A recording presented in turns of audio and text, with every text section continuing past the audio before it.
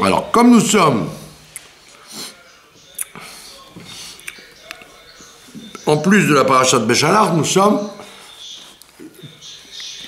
le 15 Shvat, ce qu'on appelle tout Bishvat, en vérité le 15 Shvat, on résume en disant tout Bishvat, mais c'est en vérité Tetva Bishvat, il faudrait dire. Chamisha Asar Bishvat. Alors, évidemment, qu'est-ce qui s'impose au niveau halakha? C'est de parler des halachot, des brachot, des birkot ané, ce qu'on appelle les birkot anénim. Birkot anénim, ça veut dire les brachot de jouissance. On dit les brachot de profit, mais en vérité c'est ana, ça veut dire jouir de quelque chose, en avoir du plaisir. Birkot anénim. Et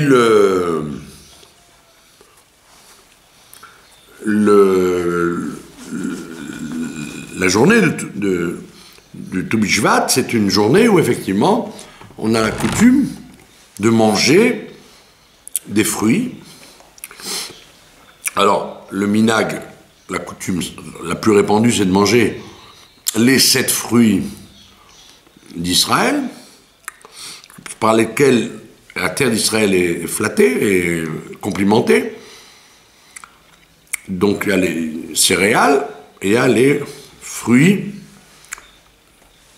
de l'arbre avec lesquels la terre d'Israël est complimentée. Alors ce qui se passe, c'est que il y a une halakha répandue dans le Ham Israël, c'est que quand on a devant soi un choix possible de fruits ou de légumes, on a tendance à dire il faut commencer décrescendo, c'est-à-dire je commence par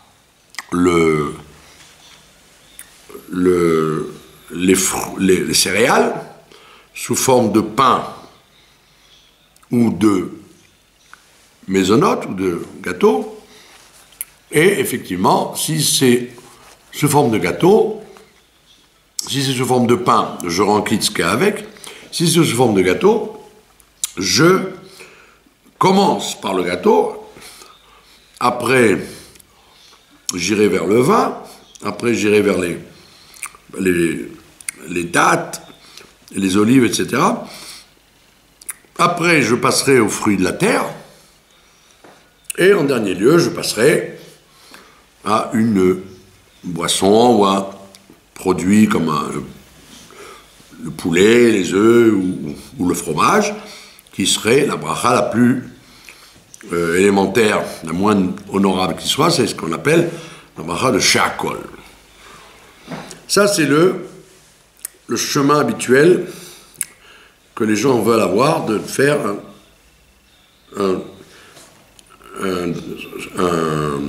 un ordre décrescendo. Mais la halakha, en vérité, n'est pas comme ça. La halakha te dit, si tu n'as aucune préférence, et que tu as toute l'intention de manger, tu as l'intention de manger de tout, alors effectivement, fais comme ça. Fais dans cet ordre-là. Mais la halakha te dit, mais comme la raison d'être des fruits, des légumes, on a dit tout à l'heure, ce sont des birkot anénin, ce sont des brachot de jouissance. Alors on te dit, si c'est des brachot de jouissance, on ne peut pas t'obliger à manger quelque chose que tu aimes moins ou que tu ne veux pas. Donc à ce moment-là, les cartes sont différentes, on change les cartes, et on dit, Chaviv Adif, ce qui est cher à tes yeux, il est préférable. Donc si tu veux un morceau de pastèque qui est Adama, avant le gâteau, avant le vin et avant les dattes, tu as le droit de le faire. Tu n'as aucune obligation de commencer par quelque chose que tu aimes moins. Au contraire, c'est plus compliment à Dieu de dire moi je veux te remercier, je veux te louer.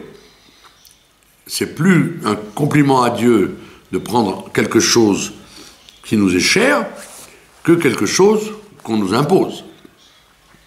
Alors, le soir de Pessah, par exemple, on ne te demande pas si tu aurais préféré que la matzah soit sous forme de gâteau. On te dit non, la matzah doit être sous forme de matzah. Il n'y a pas le choix, même si tu n'aimes pas ça, même si, comme certains disent, tu as des problèmes de digestion par la suite, la Torah t'a dit, tu dois manger un kazaït, une quantité élémentaire de matzah, même si ça ne te plaît pas. Parce que là-bas, il s'agit d'une mitzvah. Mais quand il s'agit de hana, de jouissance de ce monde, on ne te contraint pas de choisir, de commencer par telle ou telle chose. Même si, de toute façon, sur ta table, tu avais effectivement toute la série, depuis Mésonote jusqu'à Sheakol, tu n'es pas obligé de faire dans l'ordre, tu peux passer de l'un à l'autre allègrement.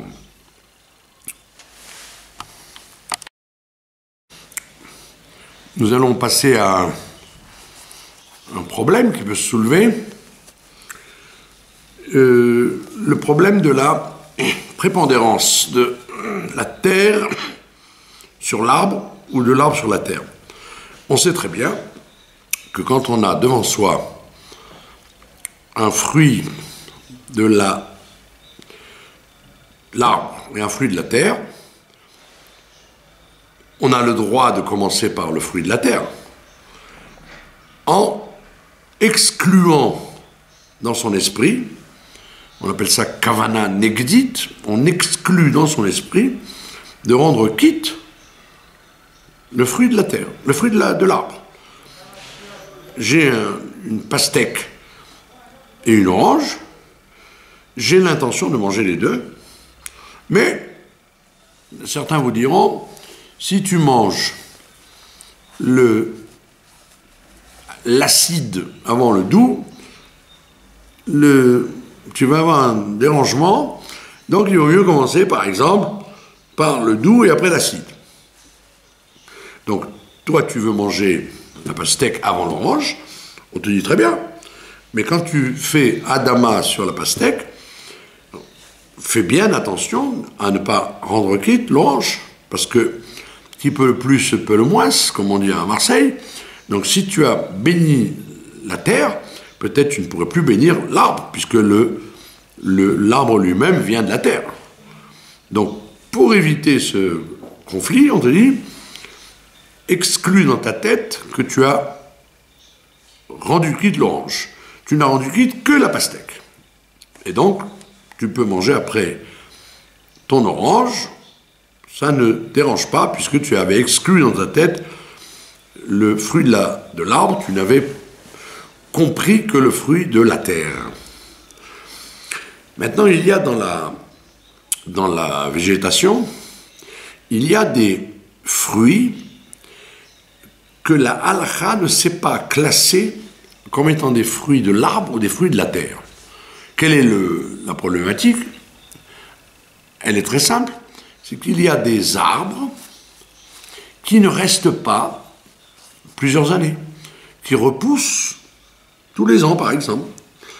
Le bananier, l'ananas, la tomate, l'aubergine, ce sont des arbres quand on les voit, mais en vérité on coupe le plant chaque année et ça repousse. Alors est-ce que un bananier par exemple, est-ce que c'est un arbre ou est-ce que c'est une plante? Si c'est une plante, il faudrait dire Adama. Si c'est un arbre, il faudrait dire Aetz. Alors comme on ne sait pas, la halakha ne nous a pas permis de trancher, personne n'a pu trancher ce problème, si un arbre, c'est quelque chose qui reste tout le temps, ou quelque chose qui repousse régulièrement, donc on estime que le bananier, par exemple, méritera la bracha de Adama, parce que ce qui est sûr, c'est que même si c'était un arbre, j'aurais été quitte en disant Adama sur un arbre. Donc, quand tu as devant toi une banane, tu vas faire Adama, pas parce qu'on est sûr que c'est un légume, que c'est un fruit de la terre, mais c'est parce qu'on ne sait pas si un fruit de l'arbre doit venir d'un arbre qui reste ou un arbre qui repousse régulièrement, tous les ans. Donc, dans le cas de la banane, je dis Adama parce que je ne sais pas si la banane est un fruit de la terre ou un fruit de l'arbre. Donc, vous auriez dit, bon, ça y est, le problème est réglé, j'ai mangé ma banane, j'ai dit Adama. Maintenant, prenons un cas de figure qui peut se présenter. J'ai devant moi une banane et une orange. L'orange, tout le monde est d'accord de dire que c'est un fruit de l'arbre. L'oranger reste des années. Donc, l'orange qui pousse, c'est évidemment un boré péri à Etz. Par contre, la banane, on a dit, c'était pas évidemment boré péri à Adama. Comme on ne sait pas, on a penché en disant Adama. Alors je dis, si j'aurais envie de commencer par l'orange, et après manger la banane. D'accord ? Je mange l'acide, après je mange le doux. Ok. Donc je vais dire, Aetz sur l'orange, et je vais dire Adama sur la banane. Et viennent les décisionnaires et te disent, hop, attention. Là tu fais une erreur. Pourquoi ? Parce que si tu as dit Aetz sur l'orange, tu as peut-être rendu quitte la banane aussi, parce que la banane est peut-être aussi un fruit de l'arbre. Et donc, qu'en disant Aetz sur l'orange, tu aurais en vérité rendu quitte la banane aussi. Donc, dans ce cas de figure, par exemple, on te dira, commence par la banane, en disant, si la banane est un fruit de l'arbre, je l'ai quand même rendu quitte avec Adama, et après, je dirai Aetz sur mon orange, puisque j'ai exclu dans ma tête que le fait de faire Adama sur la banane avait rendu quitte l'orange. Donc j'ai exclu en disant je fais Adama sur l'orange, sur la banane, et après je vais faire Aetz sur l'orange. Mais le contraire ne pourrait pas avoir lieu. Parce que si je mange l'orange en premier, ça ne sert à rien de dire j'exclus la banane, parce que la banane, de toute façon, elle restera toujours dans le doute si elle est un fruit de la terre ou un fruit de l'arbre. Et donc, si j'ai dit déjà Aetz sur l'orange, je ne peux pas dire j'exclus la banane, puisque la banane, elle est peut-être aussi Aetz. Donc, tu ne peux pas répéter 2 fois Aetz. Donc, tu dis Adama parce que tu ne sais pas. Donc, le fait d'exclure la banane si je mange l'orange ne servirait à rien, puisque je ne peux pas l'exclure, puisqu'elle est peut-être incluse de facto dans la bracha sur l'arbre de l'orange. Et donc, c'est un cas de figure, que ce soit l'ananas ou la banane, etc., ou si j'ai commencé en disant Adama sur un fruit douteux, je ne peux pas après refaire Aetz, parce que je dois faire Adama sur la banane, et après, ou sur l'ananas, et après faire Aetz sur l'orange, et non pas le contraire. Sinon, je serais très embêté. Et le même problème peut se produire si, par exemple, je mange des aubergines avec des olives. J'ai des aubergines et des olives. Alors, qu'est-ce que j'aurais dit? Ah ben, les olives, c'est un fruit d'Israël, donc il faut dire Haetz. Là, l'aubergine, c'est un fruit de la terre, donc je vais dire Adama. J'aurais pas de problème. J'aurais commencé à honorer le fruit d'Israël, et après, un légume ordinaire qui s'appelle l'aubergine. Et on te dit, ah, attention, tu retombes dans le même problème. Parce que l'aubergine, c'est aussi une discussion si c'est un arbre ou pas. Peut-être c'est un arbre, bien qu'il rampe sur la terre, peut-être c'est un arbre. Et donc peut-être il aurait fallu faire Haetz sur l'aubergine, et à ce moment-là, puisque je veux manger les aubergines et les olives, si je faisais Haetz en premier, sous prétexte que c'est un fruit d'Israël, sur l'olive, je ne pourrais peut-être pas faire encore Adama sur l'aubergine, qui serait peut-être lui-même un arbre, et qui aurait donc été rendu quitte par le Haetz de l'olive.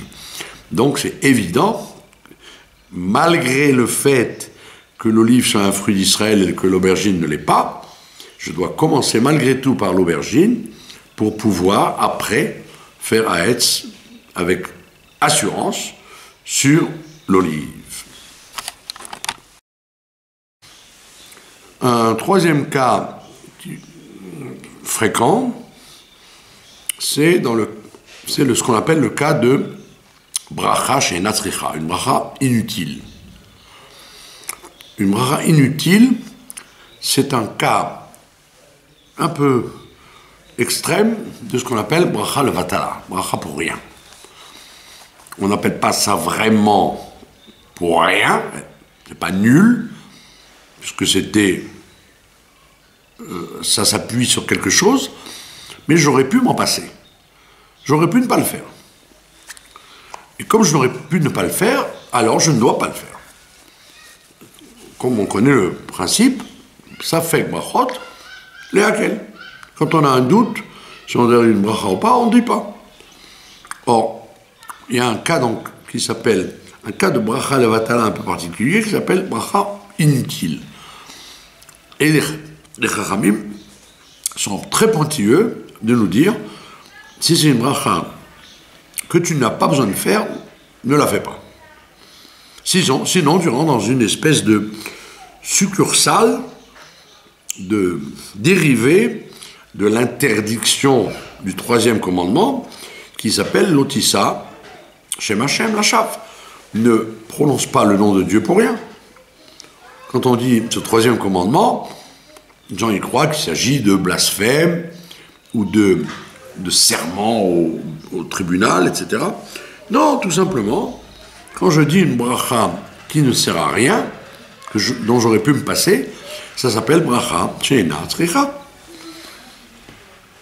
Cas de figure qui peut se présenter, fréquent, c'est le cas où je suis dans un salon, ou dans ma cuisine, ou dans un Beth Midrash, et j'ai l'habitude de boire, par exemple, automatiquement, un café après un premier café. J'ai pris un premier café et j'ai tout le temps l'habitude d'en boire un deuxième. Étant donné que je ne change pas d'endroit et que mon esprit n'a pas été perturbé de façon particulière, de façon à ce que j'oublie que je vais boire un deuxième café, je n'ai aucune raison de refaire Sheakol sur le deuxième café si j'ai fait Sheakol sur le premier. Ça s'appelle bracha she'ena tzricha, c'est une bracha inutile. Elle n'est pas fausse, puisqu'effectivement j'ai un café devant moi, je ne suis pas en train de faire une bracha pour rien, puisque le café est là. Mais ce café est là, mais je n'avais pas besoin de rebénir sur lui, puisque j'ai toujours l'habitude, après mon café, de boire un deuxième café. Ou plus simplement, je me suis réveillé, j'ai voulu boire un verre d'eau, Et après mon verre d'eau, je prends un café ou un thé. Voilà. Alors on te dit, sur le verre d'eau, c'est évident, tu vas faire chez Akol, un verre d'eau. Mais puisque tout de suite après, tu prends un café, ne refais pas chez Akol sur le café, puisque tu t'es rendu quitte avec le verre d'eau. Et que tu savais pertinemment que tu allais boire un café après le verre d'eau. Donc si tu avais été en dehors de la maison, tu serais sorti après le verre d'eau et tu aurais pris un café. En revenant, ah oui, là, le départ, le fait de bouger d'endroit, justifie effectivement la deuxième bracha. Mais si tu n'as pas bougé d'endroit et le laps de temps est suffisamment court pour que tu n'aies pas oublié que tu vas prendre un café après le verre d'eau, alors il n'y a aucune raison de refaire chez Akol sur le café si tu as pris un verre d'eau.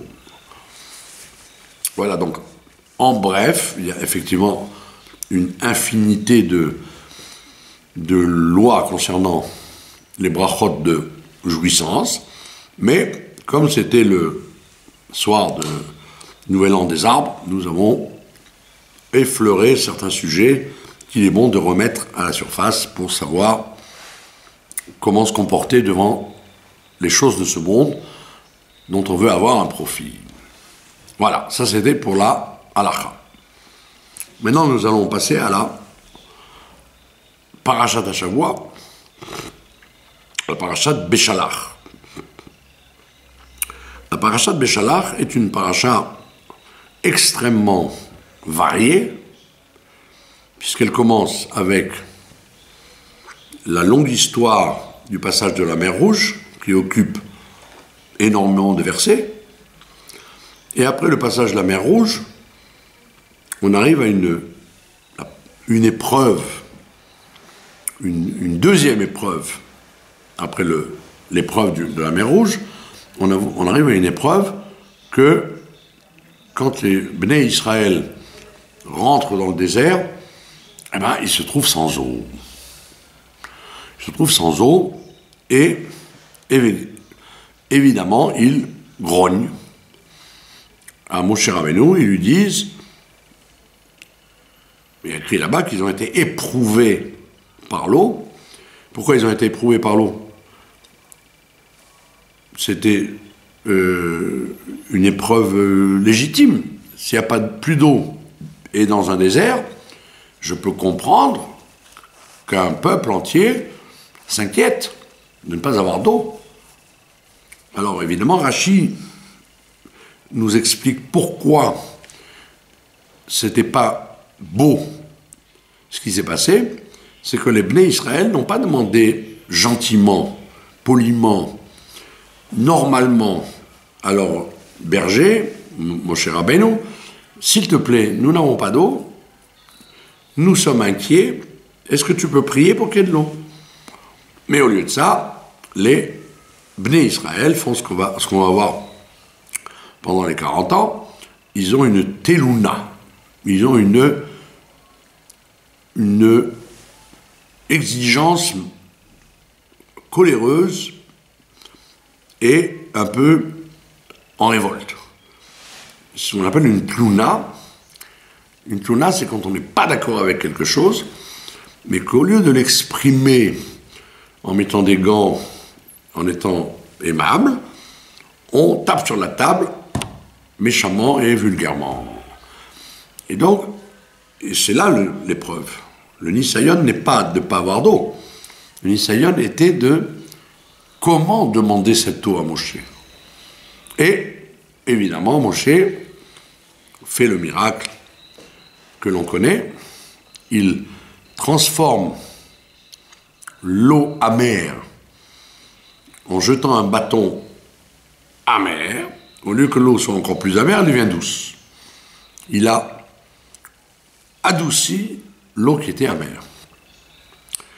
Et effectivement, on peut demander pourquoi, au lieu de donner de l'eau douce directement, pourquoi a-t-on besoin de donner de l'eau amère et de la rendre douce par le bâton.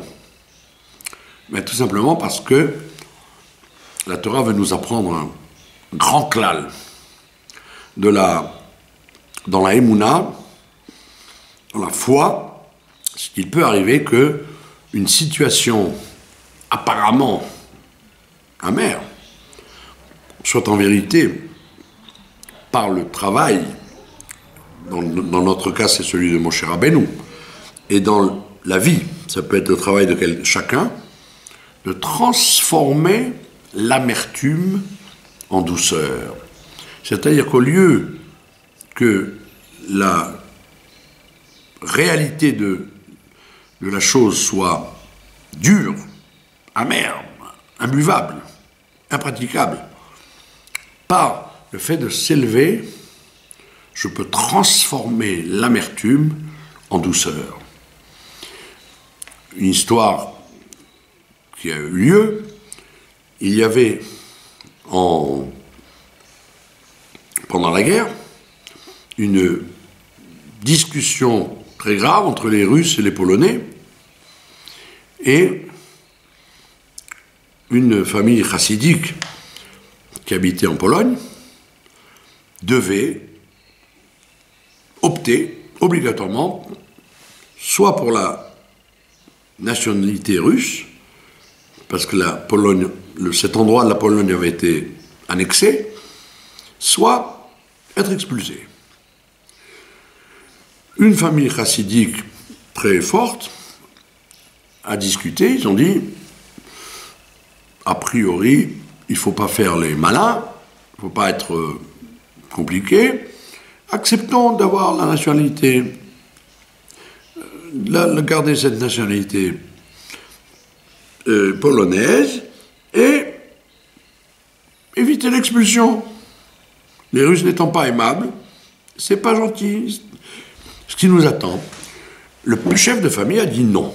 Il a dit je veux rester avec mon identité polonaise. Je n'accepterai pas d'être marqué comme russe. La famille s'est opposée à lui, mais comme il était le chef de famille, ils ont exécuté sa demande et ils sont restés polonais. Est arrivé le gouvernement russe et il a dit vous ne voulez pas prendre la nationalité, eh bien vous êtes exilés en Sibérie. Ils les ont déportés en Sibérie. Et effectivement, toute la famille a dit au père, tu es fou. Tu es fou. On aurait accepté, on serait resté gentiment dans le même pays avec une autre identité. Mais ne voilà-t-il pas que, entre-temps, les choses ont été bouleversées, et donc l'Allemagne a envahi cet endroit, et donc tous les gens, bien qu'ils aient une nationalité russe, ils ont été envoyés dans les camps de la mort. Alors que eux, cette famille chassidique qui a été en Sibérie, elle a été sauvée de la déportation, et les années ont passé, et à la fin de la guerre, ils ont été sauvés, parce qu'ils étaient dans un endroit où, effectivement, on ne risquait pas de leur faire grand-chose. Et qu'est-ce qui s'est passé donc? C'est que l'amertume apparente que le père avait provoquée en refusant de se plier à la conversion polonaise en russe, c'est justement ça qui leur a sauvé la vie, qu'au lieu d'être déportés et de ne plus revenir jamais, dans les camps de la mort allemands, ils ont été déportés de façon adoucie en Sibérie, et ça leur a sauvé la vie.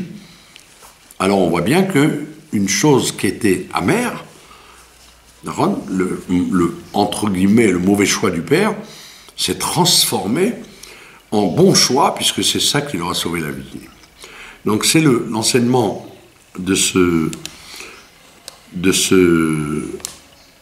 cette épreuve de l'eau amère que Moshe transforme en eau douce avec un bâton amer.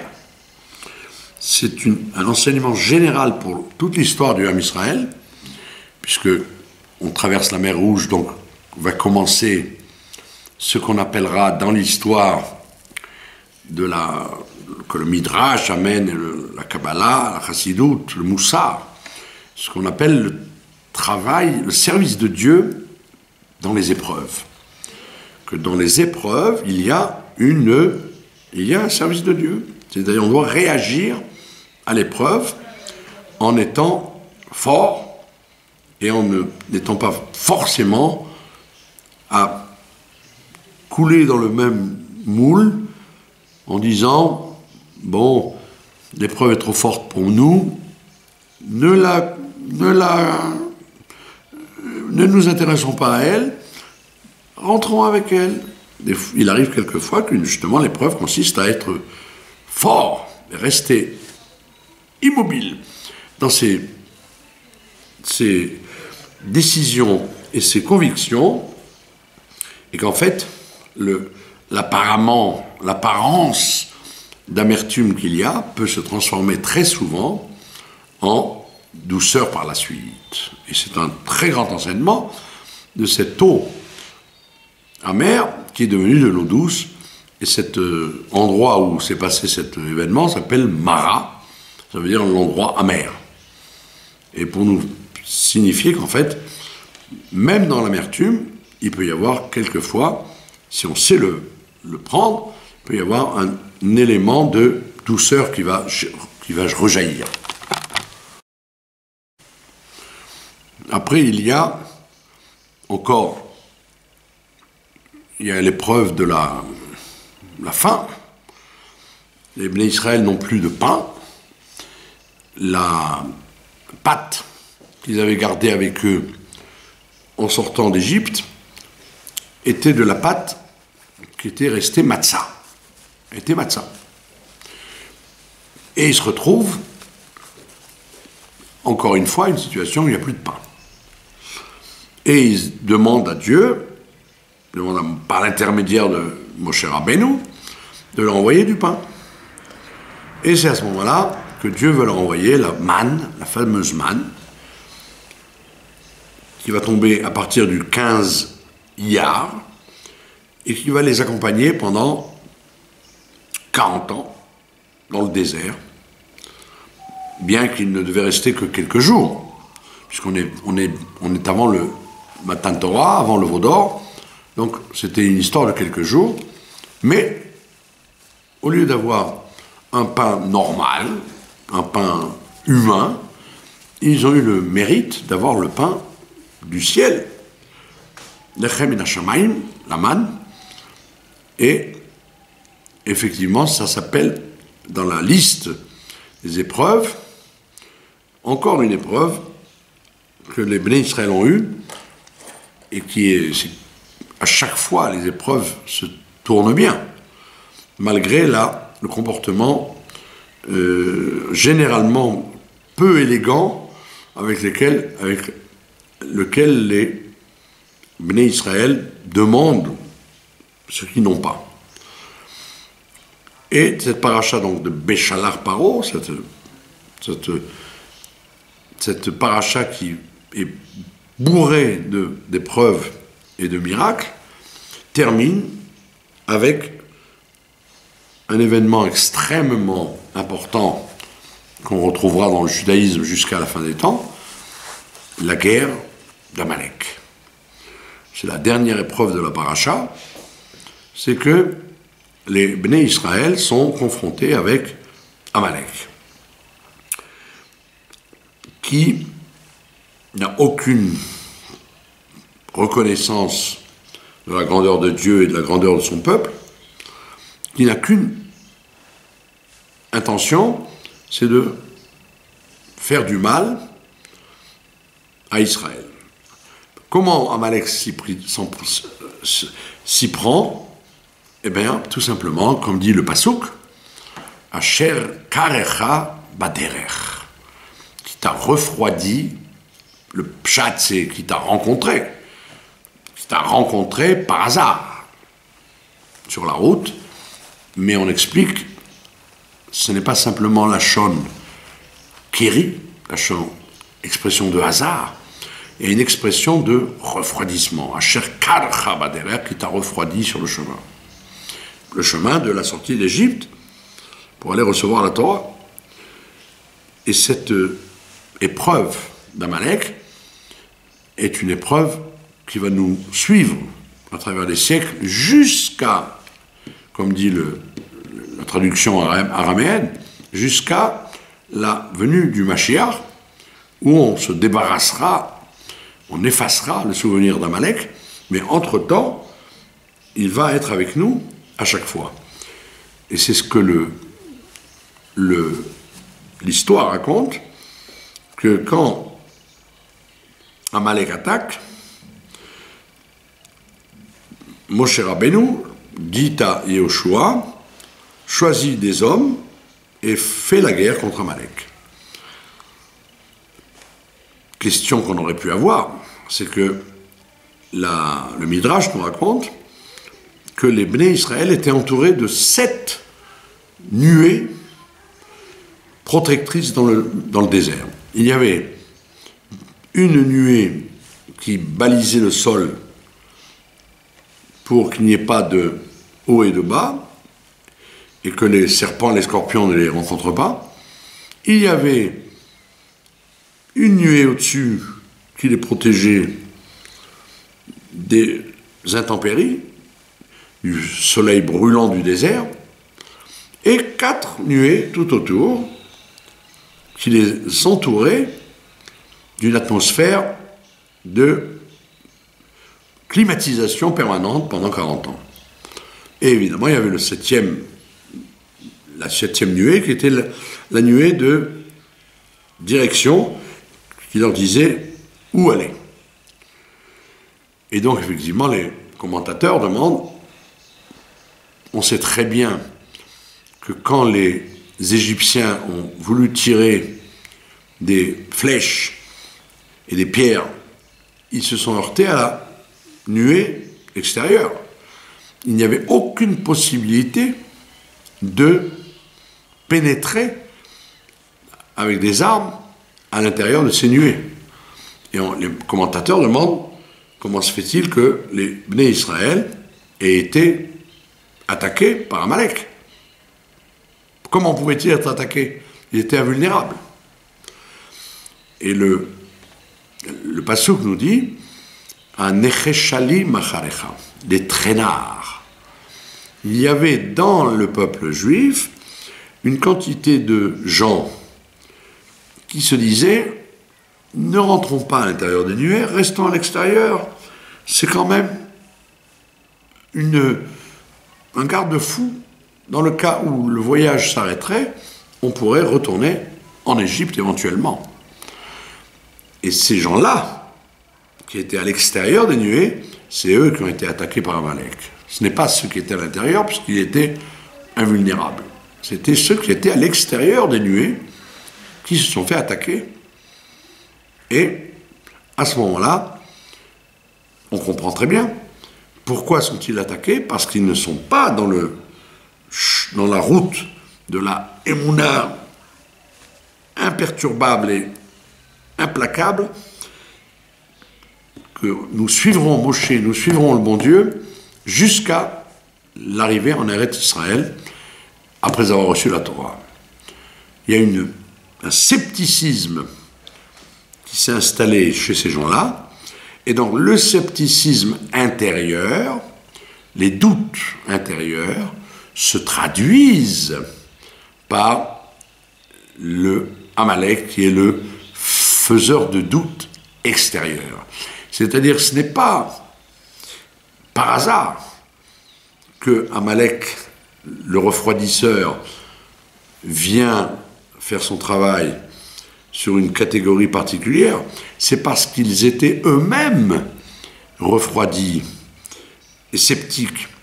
Est-ce que ce chemin-là va nous mener à une au don de la Torah va nous mener à la rentrée en Eretz Israël et va nous mener à la fin des temps, à la venue, à l'éclosion du Messie, comme il doutait de tout cela, le Amalek extérieur, physique, un peuple, vient les attaquer, vient les contrarier. Et Moshe demande à Yoshua, choisit des hommes et fait la guerre contre Amalek. Et on voit que cette guerre aboutit, elle est victorieuse, mais le verset nous dit quelque chose de curieux. Il nous dit, Vaya Chalosh, que Yoshua a affaibli Amalek. Pourquoi Yoshua n'a pas exterminé Amalek? On aurait terminé une fois pour toutes. Pourquoi il ne fait qu'affaiblir Amalek? Et le Midrash dit quelque chose d'extraordinaire. Il dit en fait, Amalek va être le personnage ou le phénomène, parce qu'il peut être intérieur. Amalek peut être un phénomène intérieur à l'homme, qui va sans arrêt être le nous, être la mise en garde quand le peuple juif se détourne. Comme on le voit avec Haman, dans un mois exactement après Tou Bishvat, il y a Purim, on voit que Haman, descendant d'Amalek, fait ce travail-là de réveiller et de servir de lanière de mise en garde pour réveiller les Bnei Israël quand ils s'endorment dans l'exil et qu'ils s'endorment dans leur comportement.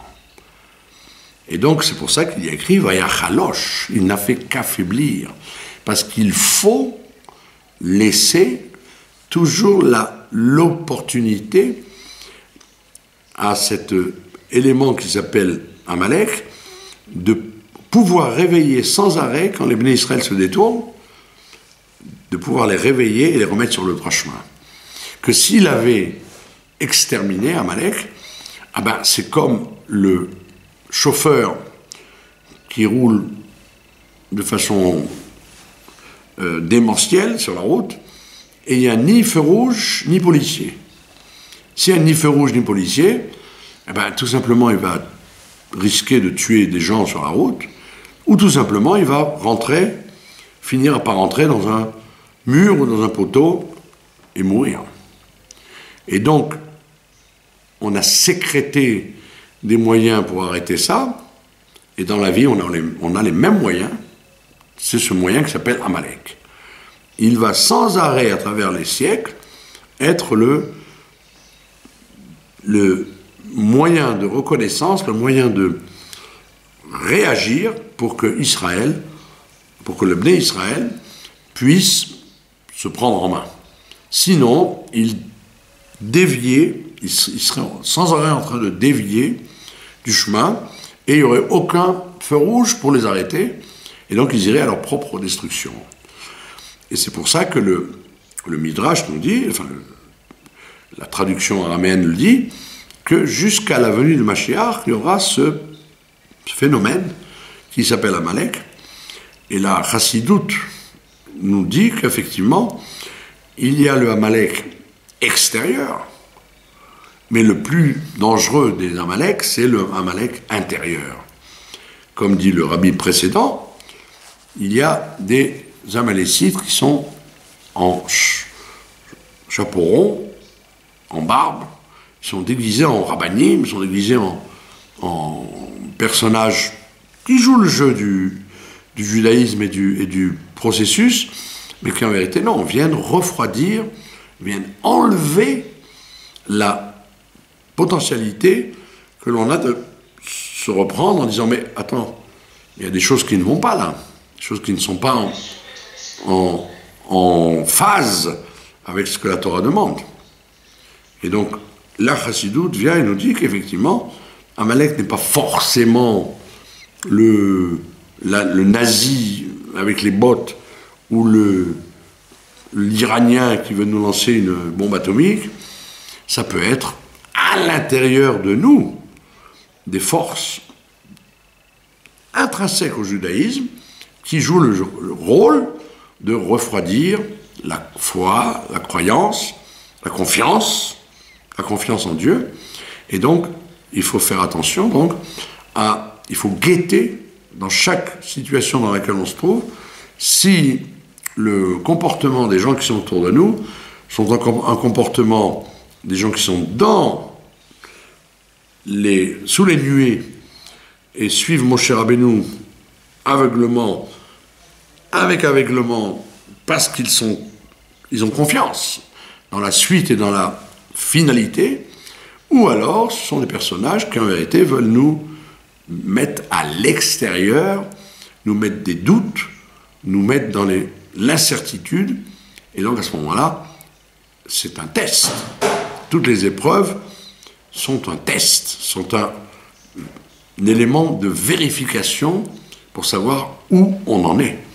Est-ce qu'on est dans le chemin de la délivrance ultime, ou on est dans le chemin de bloquer tout ça, refroidir tout ça, en disant, c'est vrai, c'est bien de faire du judaïsme, c'est beau de faire de la Torah, des mitzvot, mais il faut éviter de s'investir trop et de croire trop, parce que il peut y avoir effectivement des choses dont on n'est pas sûr. Et donc on voit bien que toute la paracha, depuis Béchalar, depuis le départ jusqu'à la fin, elle est une énumération des preuves que le Ham Israël va rencontrer. Et c'est intéressant parce que si on lit ça dans la synagogue, tous les Shabbats, nous lisons quelque chose qui doit nous faire vivre. Donc si la Torah nous a raconté tout cet ensemble d'épreuves, depuis la sortie d'Égypte jusqu'à la guerre d'Amalek, qui est juste avant le Matan Torah, qu'on va le voir la semaine prochaine, Yitro, c'est pour nous donner cet enseignement personnellement, comment devons-nous réagir quand il se passe des événements. Est-ce qu'il y a devant nous des supporters et des Amalécites déguisés, ou alors ce sont des gens entièrement sur lesquels on peut avoir une entière confiance, qui vont nous amener vers la Géoula Amitite, V'Ashlema. Et c'est pour ça que ça demande à réfléchir, il faut être vigilant, et il faut savoir que nous ne sommes pas préservés d'aucune manière, jusqu'à la venue de Mashiach, de personnages qui peuvent être des ressortissants d'Amalek pour nous refroidir de la Vodat Hashem. Et c'est ça l'enseignement important de Béchalar, c'est que les épreuves sont là pour nous élever, mais elles peuvent être aussi là pour nous faire chuter et révéler nos faiblesses. Donc il faut être fort, il faut être confiant, et donc avec l'aide de Dieu, nous devons nous renforcer et faire taire en nous le Amalek qui nous refroidit du service de Dieu, et ne pas déroger à aucune coutume, aucune habitude du judaïsme, et d'être fiers, d'être les enfants les chassidim de Moshe Rabbeinu, et d'aller tous ensemble vers la Géoula Amitite et parfaite par Mashiach Tzidkenu, tout de suite, immédiatement. Amen.